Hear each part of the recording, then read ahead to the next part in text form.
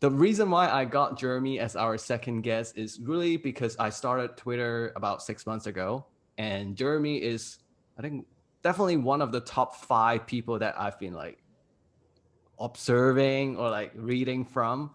And not that he is growing really nicely on Twitter, which he just passed 10K, 10,000 followers. So big applause. Very impressive. But from what I see, he's just really genuine and authentic. And Public Lab is about authenticity. So I have to bring Jeremy here. So thank you so much for sparing your time. Um, but the Twitter tactics side, I think everyone is interested in that. But what I want to really focus on is Jeremy has been running his SEO agency for, I think, about 2 years now. And the team is around 13 people, including the founders. And I was just really fascinated how he's able to grow an agency, a team, and also grow an audience on Twitter and then sharing his revenue numbers publicly. So personally, I'm fascinated by that. So really, really excited to talk to him about this. First, let's get to know Jeremy a little bit. So my first question would be, Jeremy, who are you? Like, where are you right now? Oh, you said San Francisco, but who are you? How does your friend describe you as a person? Yeah, that's a good question. So yeah, I live in San Francisco. I grew up here actually in the city, and I moved away for college. So I went to college in Colorado. And then from there, my wife actually got a job in Utah, and I had been working remote for a while. And so we had lived in Utah for a couple of years, and now back in San Francisco, back closer to family. So definitely nice to be here. And so a little bit more about me. I know Kavan gave a nice intro, so thank you for that. But yeah, my main job right now is running a digital PR and SEO agency, and so we've been operating for about 2 years now, and our team is 13, including myself and my co-founder. And we do mostly a mix of digital PR and SEO for software companies and enterprise SaaS. So that's kind of the main market that we're in. And then how a friend would describe me is definitely an interesting question because my friend groups are really split between like people that I grew up with and kind of went to high school and college with who have no idea kind of like what I do for a living, and trying to explain anything to them is definitely super foreign, and I'm sure a lot of people here can relate with that as well. And then also just friends that I've made through entrepreneurship and through Twitter and all of that, obviously a lot easier to talk to them about that kind of stuff. So I'd say my friends that are not involved in any kind of digital marketing or any kind of audience building or anything like that would definitely describe me as more kind of laid back and more outdoorsy, because that's usually what I'm doing when I'm not at the computer and I'm not doing work. I'm usually outside, just because obviously spending all this time inside, it's nice to get out there and into the real world and all that. So I'd say it would be definitely very split depending on who you ask. Nice, thank you. And what is one thing that people on Twitter is not likely to know about you? Yeah, that's a really good one. I'd say probably again that I just love the outdoors. So anything like hiking, skiing, surfing, swimming, just really anything away from the computer is just a really good way for me to disconnect. And again, I think some of my best ideas too, whether it's like in business or even if it's just like something I think I want to tweet, is usually coming to me like when I'm doing stuff like that. So not really like forcing any ideas, and kind of just getting out there and clearing your mind. So that's definitely one thing that I don't show on Twitter. But again, something I probably want to show more of, like, with like fleets and all of that. I think it's a good way to show more of like your actual daily life and kind of what you like to do beyond just posting content. So that's definitely something that's not shown on Twitter that I like to do. Yeah, definitely. I think now that I recall, I all the things that you talk about, I don't know about that because you never post about your personal life, which I would love to see more for sure. So I remember the one tweet that leave me a big impression is that I think a couple months ago you wrote a thread about how you lost a client, a key client, and then your monthly recurring revenue dropped a lot, and you actually shared that number. So to me, that's like the ultimate transparency. You're sharing revenue number. Was there any internal struggle to yourself to share that number publicly?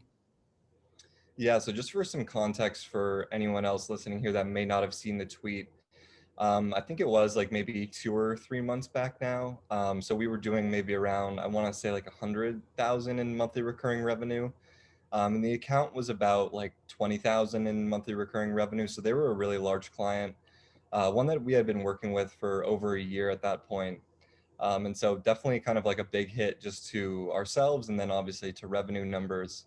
And so that's something I kind of dove into within that tweet and shared publicly in terms of, what had happened in that instance, why they had left, and kind of the fallout from that. And so, yeah, deciding to share that was something that just kind of came natural to me just because of the way that we have structured the company thus far. So it's super transparent in terms of like, everyone in the company knows the client accounts. They know how much the client accounts are worth and how much they're doing work with us each month. And so it's really transparent in terms of, anyone that's, whether they're an account manager or someone more on like the C-suite level, they really know the ins and outs of the business and who the clients are, how much they pay us per month, and what we do. And so I think it was just kind of a natural extension from there, and kind of showcasing, yeah, we have a high monthly recurring revenue and like the business is doing well, but there's also, a lot of things that happen that aren't so great and aren't glamorous. I think that's a really important part of building in public, and something that, before I even knew sharing this stuff was building in public. One thing that I did kind of find difficulty with is that you really tend to only see a lot of the glamorous parts, like increases in sales and how successful people are doing, but really getting that bigger picture of things that are not working or things that are failing is really something that I found interesting. And so taking a lot of inspiration from other people on that and kind of applied that to the business as well as some of the tweets and content that I'm putting out. So you talked about your internally, your team has a lot of radical transparency, but putting it on Twitter is like an extension. But from that tweet afterwards, did you sense that it kind of helped you in terms of building the audience around you, or did it hurt your personal image? Like pros and cons, how do you see it?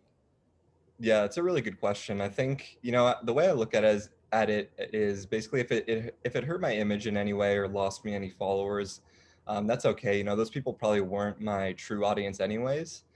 So I'm really looking for, not just to build like a large following, but to build a community around me that definitely cares about, the trajectory of the company, but also wants to hear about the ins and outs, and not always glamorizing everything about entrepreneurship, because as I'm sure everyone here is aware of, it's not easy all the time. There's not always success. Some weeks are better than others, and some years are better than others for that matter. So, I hope it didn't hurt my image in any way. But again, if it did to some people, then that's okay with me, because they probably weren't my true fans in that sense anyways. Jeremy, in terms of you building an audience, kind of what's the top reason? Was it mainly for your agency? Is it really just for you, a hobby, etc.? Yeah, that's a good question. So I really started on Twitter back in January, and I just was kind of a lurker before that. So I was following a lot of people that I found interesting, finding a lot of people talking about entrepreneurship and business and all of that. And it really just started as a hobby for me, and a really just a way to like publicly document some of my thoughts. So a lot of the things that I was thinking about in business and in life, I was just kind of documenting on my own and in personal notes and all of that. And I figured, I'm seeing a lot of other great people sharing this information on Twitter. So it kind of just like made me take that leap into sharing these things publicly. And I think that's one of the reasons I've just really enjoyed what I've been doing on Twitter thus far. Is I really haven't had any sort of constrictive goal set on myself that I have to hit a certain number of followers, that I have to turn this into some sort of business for myself. And I think that's been really freeing in the sense that I've just really been able to have fun with what I'm doing here and meet some cool people and kind of build my own network that, there's no real lockstep goal that I need to hit that kind of locks me into a box. Would Go you ahead. see Twitter as like your social media outlet for yourself, or do you see it as like a marketing channel for your agency? That makes sense. Yeah, totally. So I think it started as the first one, and it is kind of blended a little bit in that sense. So joining Twitter, I never really expected to turn it into anything that would really produce me any sort of capital or money or any sort of product in that sense. But just being on Twitter and kind of sharing my ideas and building my network has led to kind of that subtle marketing for my agency. So there is obviously some great benefit in that. And we've seen even, clients coming directly from Twitter who have seen my content, who have reached out from there and wanted to work together. So there's definitely some benefits there in terms of like getting actual customers from Twitter. But it never really started as like, okay, I need to, go market the agency on Twitter and I need to get more clients.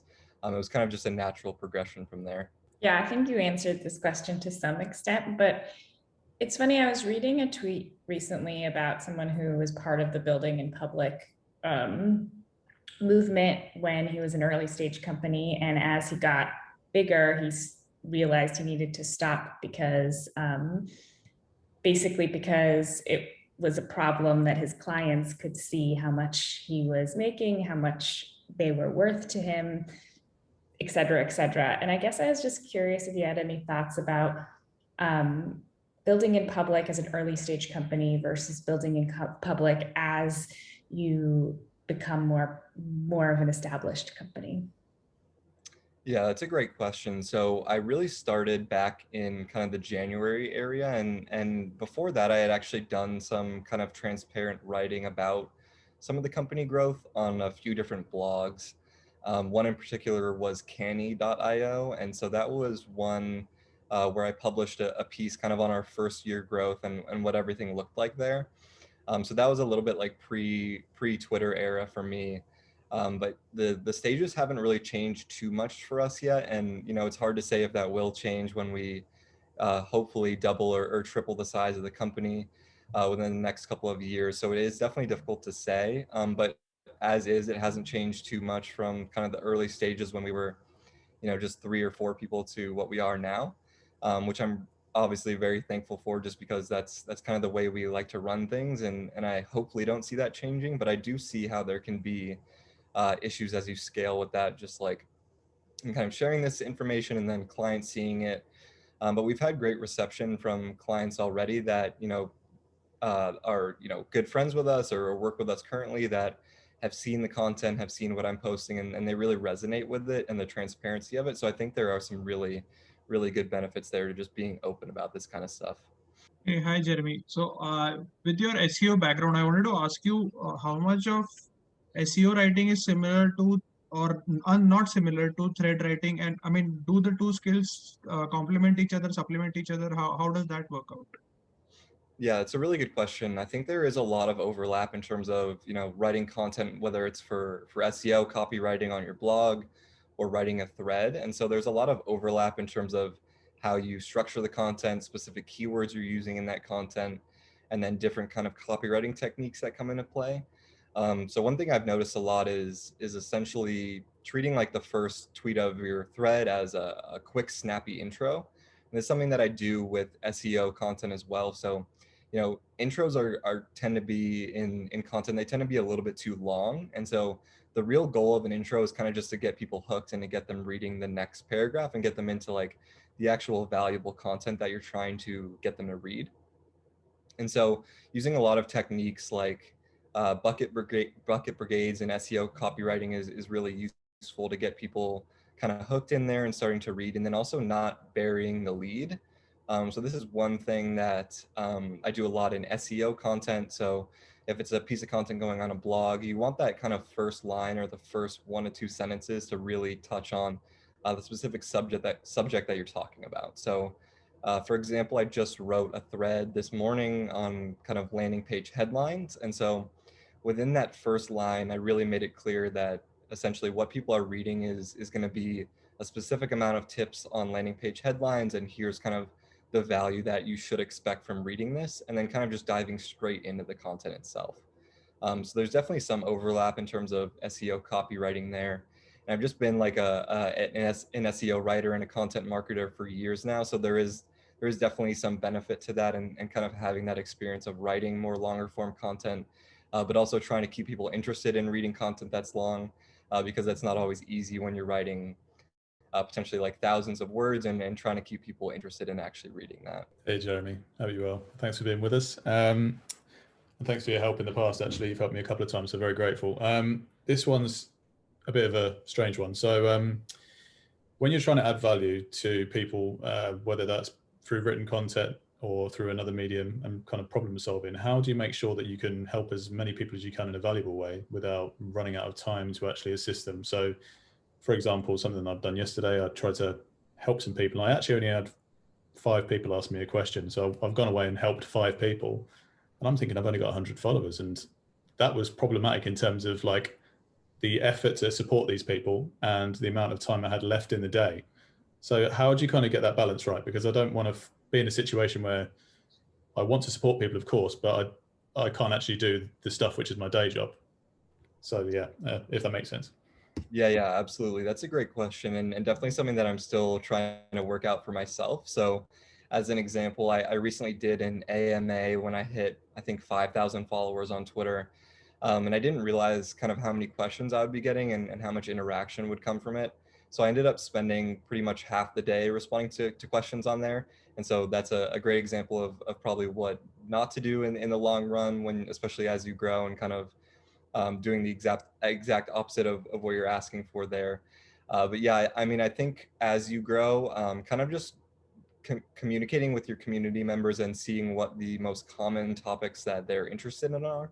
So for example, I find most of the people that follow me want to hear about 3 specific topics. They want to hear about marketing, they want to hear about copywriting, and they want to hear a little bit about business and entrepreneurship.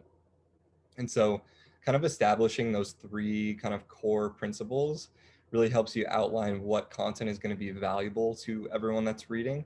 And it does help you save time in the sense that, you know, if people are DMing you for tips, then you usually have some sort of content to refer back to that you can direct them to. That's going to help solve those problems or help alleviate any pain points that they're experiencing. So I think kind of finding your core principles and really just creating a bunch of content around that is a really good way to kind of circumvent the nature of scale, where, you know, you could be getting hundreds of questions a day from people on how they go about one thing or what problem they need to solve here. And I think creating a lot of content around those guiding principles can help with that. I've seen creators out there who would retweet their tweets and then sometimes reuse them. I don't think I see that from you, Jeremy. Do you like only post your content once and then never again? How do you do that? Yeah, that's something I've struggled with for sure. So I do a bit of like remixing and repurposing, but it's definitely lighter in the amount that I probably should be doing it in. Because as you know, many people out there say, like, create once and distribute, you know, hundreds of times, or build once, sell twice. Kind of all these variations of essentially telling you to repurpose content that you're creating.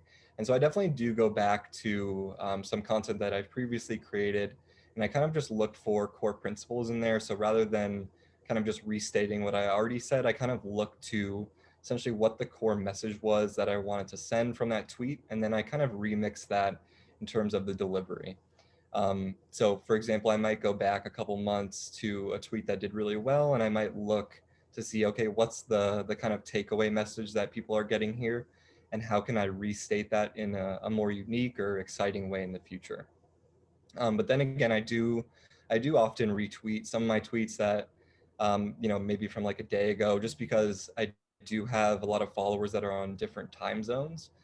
So I've noticed that, you know, morning and night have super variable engagement. So just kind of bumping that up myself really helps to bring that content to people that may have missed it, just because, you know, there's so much content coming in on Twitter on a daily basis.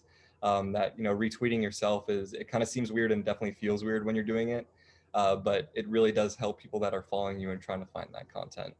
But yeah, I definitely am a big fan overall of repurposing and kind of remixing, and it's definitely something that I probably need to do for myself a bit more. Yeah, it's just a general question about, like, what's your process for documenting your thoughts, or, you know, whatever it is that you're reading, and transforming it into Twitter content. Like, what are your steps? Yeah, that's a great question. So mine is pretty basic. So I get a lot of my ideas from whether it's conversations with my team or meetings that I'm on with my team, where we're kind of discussing either current marketing stuff or current business stuff. I get a lot of ideas just from chatting with people on my team, whether it's, in a meeting or even on Twitter and chatting with friends. So a lot of my ideas are kind of sparked from conversation in that sense, and also just things that I'm reading online or content that I'm writing for other sources. So to give some context, I do a lot of writing for searchenginejournal.com as well as entrepreneur.com. And so I'm kind of always going through ideas of what to create next in terms of what's going to be a helpful piece of content for those different audiences. And so I'm always kind of getting ideas from that. And then I have just a super simple like note-taking system where I just use Apple Notes, for example, and I kind of just dump in notes there based on what I'm writing or kind of, again, going back to some of those core principles and getting those out of what you're writing. So for example, if I'm writing a piece on like how I grew my business to a certain level, or how I hired people for this sort of team, I'll basically flesh out some of those core ideas in a basic note stock, and then I'll leave that for later, and I'll usually come back to that in a day or two and kind of just see what did I brainstorm here and how can I kind of refine these into something that is going to be useful for people to read on Twitter. And that usually means kind of cutting and condensing and going through some of those notes and just pulling out, maybe one or two sentences that really stuck with me and that actually helped me write that article or helped me in a conversation. So my note-taking system is super basic, but I get a lot of ideas from conversations, from articles that I'm writing, as well as books that I'm reading or podcasts or anything like that. My question is, for someone starting, I'm currently exploring a lot of different areas. From your perspective, was there an inflection point where you finally realized what's working or not? Yeah, definitely. So I'd say for around the first month or so that I was on Twitter, I was really kind of struggling to pinpoint what I wanted to talk about. So everything was kind of all over the place. If you scroll back pretty far in my timeline, a lot of my content varies from like SEO to like really more specific like link building stuff to even more just like generalized business. So my message was really unclear for like the first month or so on Twitter. I really didn't know kind of where to pinpoint my focus there and kind of what felt natural for me. And I kind of just leaned into what I do most and kind of what I actually enjoy writing and talking about. So I think that's a really huge part of the sustainability aspect on Twitter. So being in it for the long term and playing long-term games is really about just like enjoying what you're doing. Because if you're not having fun on Twitter and you're not having fun creating and sharing specific content, it's really going to become more of a job than something you really like to do. So I think kind of finding essentially through trial and error, like what you like discussing, and it may not be directly specifically related to what you do. So for example, at Usurp, we do a lot of really technical SEO stuff. We do a lot of link building. So really kind of like nerdy SEO stuff that I don't really enjoy talking about all that much beyond work, just because I'm so entrenched in it on a daily basis. And so tweeting about that stuff is definitely something that kind of drained me a little bit. And so I leaned in a little bit more to my kind of entrepreneurial side and like copywriting and marketing in general and as a whole. And so I think kind of just going through that trial and error stage of, posting different content in different niches that you're interested in and just finding what works for you and what is the most sustainable for you. And I think with that definitely starts to come more engagement because, you're just starting to love the process. You're starting to create better content because you're actually enjoying it, not just because you need to create content to create content. I have a question. So I've been telling people to be authentic online on Twitter, but the concept itself is quite vague. Like, what is authentic? So Jeremy, to you, how do you see it? How do you suggest people to be authentic on the internet? Because a lot of us feel that it's so hard to put our true self online, like combining the online and offline world. So I want to hear from you. Yeah, it's a good question. I think it's definitely tough with a platform like Twitter, where a lot of the content is really focused on how can you bring value to someone else. And so I think there is difficulty even there for myself to show kind of like who you actually are as a person in that sense. Like, I don't share like what I'm doing on the weekends all that much. I don't share like any of that kind of like daily life stuff, which I do want to start doing more in the future. But again, like Twitter is such a platform, at least in this kind of smaller niche area, where it's really about just driving value and having like interesting conversations. And so there's definitely a struggle there, even for myself, where I'm not sure what the best approach would be there. But I think just being kind of your authentic self is really just sharing like ideas that you're having on a daily basis, and kind of flushing those out, and talking to people on Twitter about it.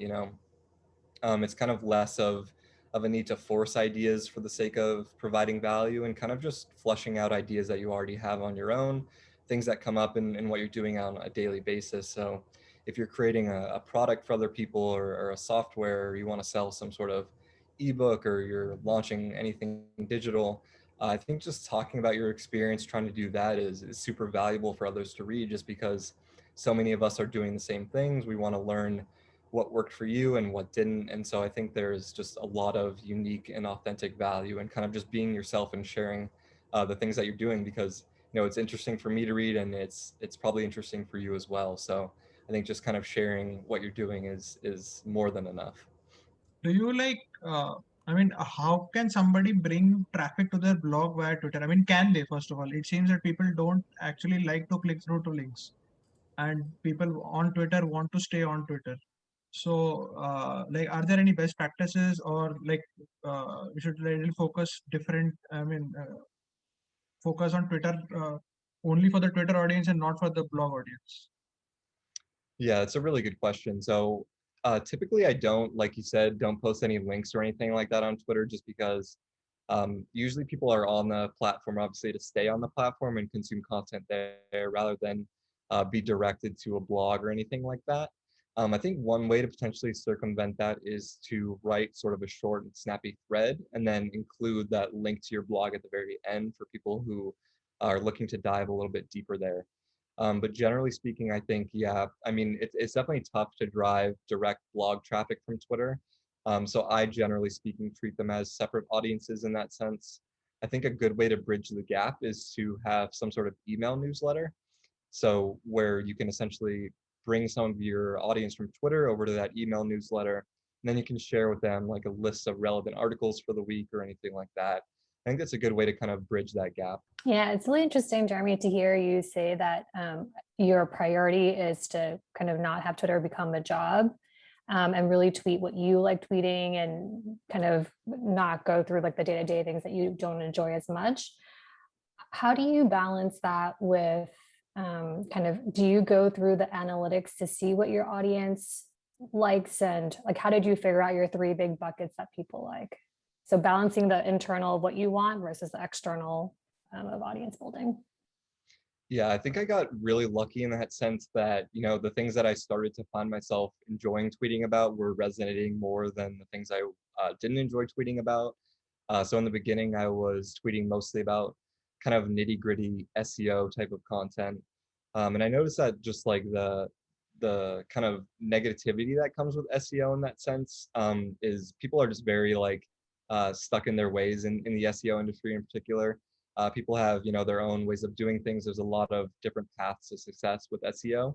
And so when you're posting content like that, there's definitely a little bit more like friction in terms of, someone achieved results this way, and they don't think that your way of doing things is a good way to achieve results.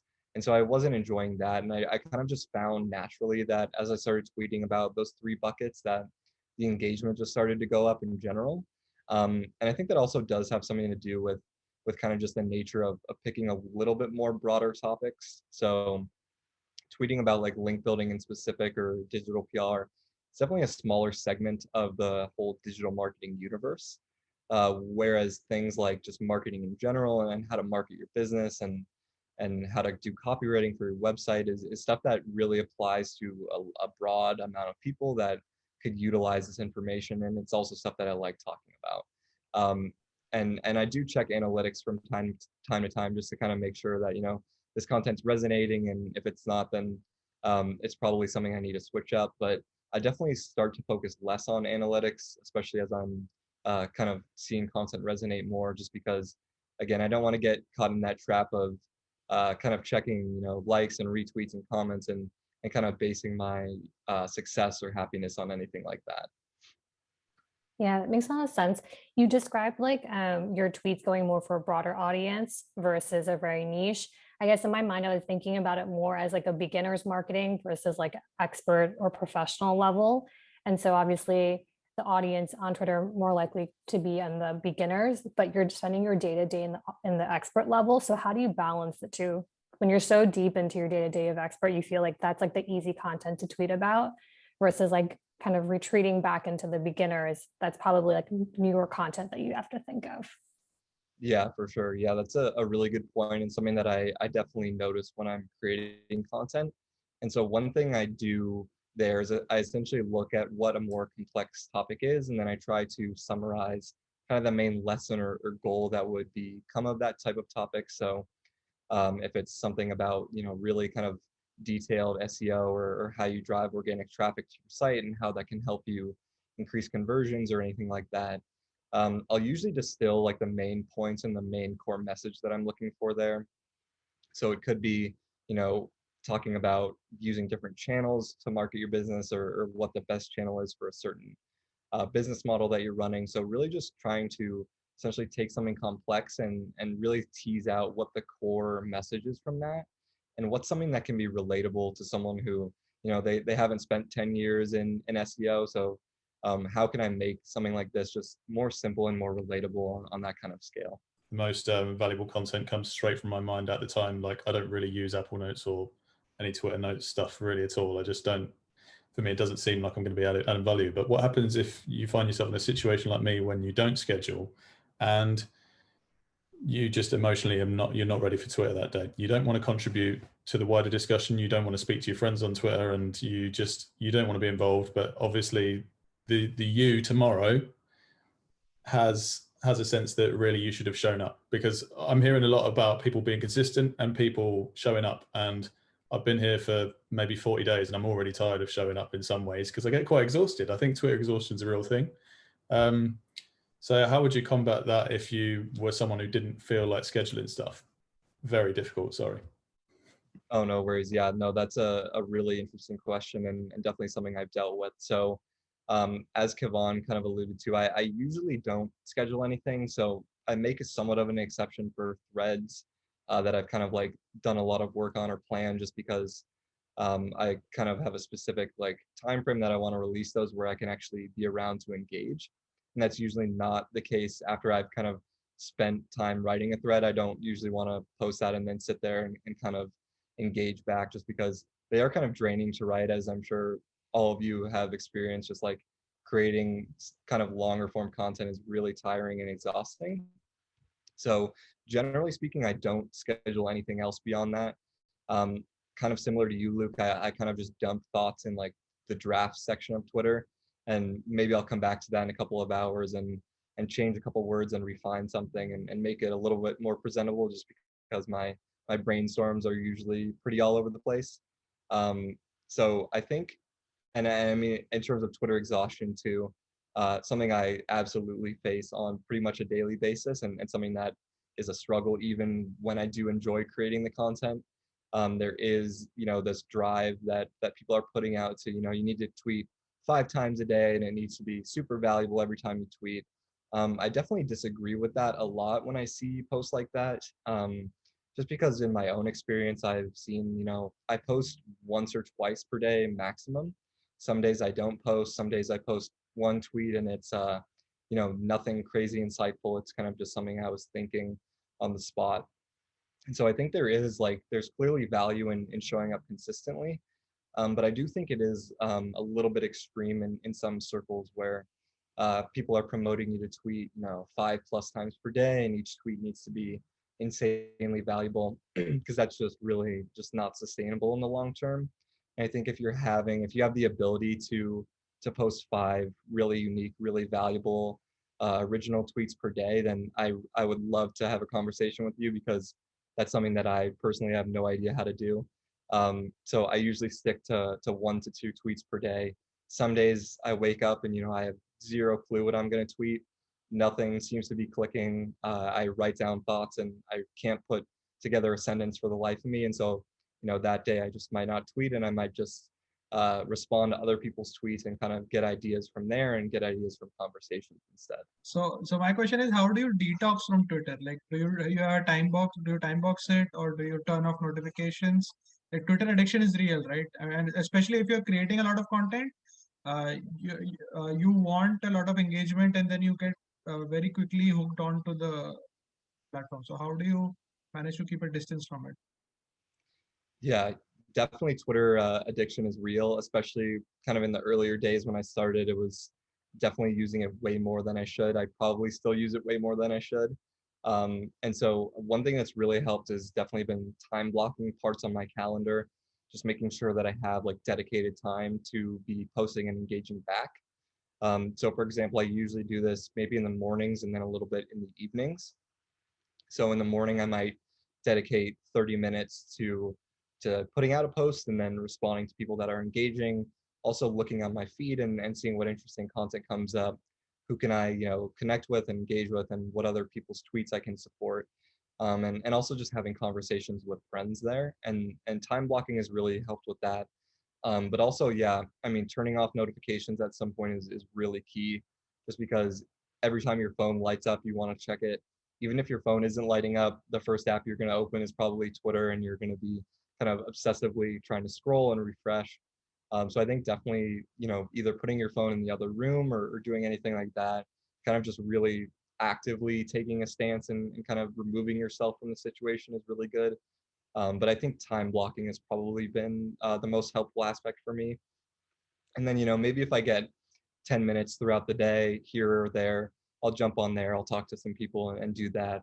But definitely putting it in those certain blocks where, if I'm doing really deep and hard work that needs to get done, my phone is down, it's across the room. I don't have Twitter browser opened up or anything like that, just to make sure you're really giving yourself the ability to disconnect. Yeah, hi Jeremy. So I want to ask, like, when we are getting started with Twitter and we post a tweet over there, if we are not getting a lot of like engagements in our tweet, then certainly like the tweet certainly like the tweet it has a lesser lifespan. But if suppose we write a blog on that particular tweet, like explaining all the different parts of the tweet, then we have a longer life for that tweet, longer life for that blog. And if suppose we post that blogs on different forums like Reddit or like different community forums, then we get a lot of engagement over there. So when we are starting a new product, what should we focus on? Like, should we focus on tweeting more, or should we focus on blogging more about our product? Like, to get the validation, like to validate the idea of that particular product. Yeah, really good question. So I think one thing when you're kind of starting out and tweets might not be getting much engagement, or they're kind of dying off early, one thing to really look at there is starting to just build a community around yourself. So that's something that really helped me out when I was starting early on. I got lucky enough to connect with a few people on there that were super nice. I jumped on Zoom calls with them and kind of just chatted and made friends with them. And so from there, we started our own small group where we still chat every single day in that group, just, about random things, whether it's Twitter stuff or just kind of life stuff in general. And I think building like a small community or multiple communities around yourself where you have people that are there to uplift and support and also help you refine some of your messaging is really great. It's a great way to build kind of that early traction and validate some of your ideas. But I do think using forums and outside communities on Twitter is also great. I've had success with using things like Reddit or indiehackers.com, where you're kind of sharing your ideas to a larger audience that's really receptive to stuff like that, is another great solution. So I don't think there's any one size fits all there. I think just kind of testing all these different platforms and seeing what kind of delivery of content works for that platform is really key. So, it might not work to be sharing a blog post on Twitter, but if you go on a Reddit forum and you're engaging with people and you say, hey, I wrote a piece on this and I want to hear your thoughts, they're probably going to be a bit more receptive of that in comparison to Twitter. So I think kind of balancing how you're delivering that specific content is really going to be key. Yeah, so I'll actually tie that question into what you just spoke about. Question around, are you on other platforms like LinkedIn, TikTok, Instagram, Reddit? I'm thinking more for like your business purposes. So for example, I assume LinkedIn would be a really good platform for you? And do you cross post? How do you do that, etc.? Yeah, so I'm on a few different platforms, but definitely less so than Twitter. So LinkedIn is one that I use a little bit more than I'd say like Instagram. I usually only scroll TikTok, and I find myself spending 30 minutes to an hour kind of wasting time on there until I kind of snap out of it and realize how many videos I've watched. So I don't create any TikTok content. I'm on Instagram just for like a personal account where I just have like really close friends that I know in real life, and we kind of share photos on there, but nothing in terms of like marketing or anything like that. But for LinkedIn, I do share more technical SEO content on there. Definitely less frequent, but it is a bit more driven around like SEO and link building. I've just found that most of my connections are in that space on LinkedIn. And it's definitely infrequent because again, I don't really love talking about that kind of stuff, and I don't love writing, social posts around more like technical and kind of nerdy SEO stuff. But LinkedIn is definitely a good network for me in that sense, and I've definitely seen clients coming in from that, but something that I've dedicated less time to for sure now that I've kind of just been hooked on Twitter in that sense. Yeah, thanks for squeezing this in. So, do you have examples of good communities around entrepreneurs and marketers? So, you actually gave me an idea to do a teardown of such communities, similar to how you do it for like websites. So, I'm curious to know if you have some suggestions there. Awesome. Yeah. So I think some good communities. There's a lot of Slack groups out there that are in the marketing space that are really interesting. Um, so I don't remember any off the top of my head, but I can definitely send you some and a list of ones that I'm in that I really enjoy. They're kind of in different spaces from general digital marketing to maybe more specific like SEO stuff, and then also kind of entrepreneurial communities, creators, all that type of stuff. And I think those communities are doing a really good job, even off Twitter, just because they're really good at sharing content. They're really good at bringing people together and kind of working on different projects together, sharing feedback. I think it's a really good kind of non-promotional way to host a community.